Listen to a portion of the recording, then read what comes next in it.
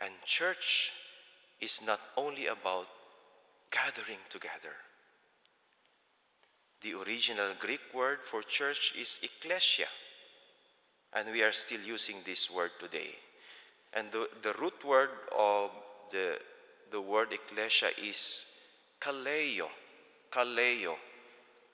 which means calling. And who is calling?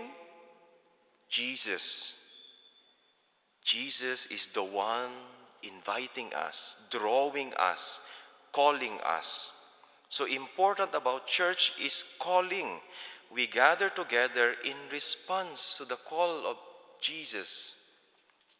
And the last line of our gospel today says, when 2 or 3 are gathered in my name, there I am in their midst. But what are the signs? Ano yung mga palatandaan?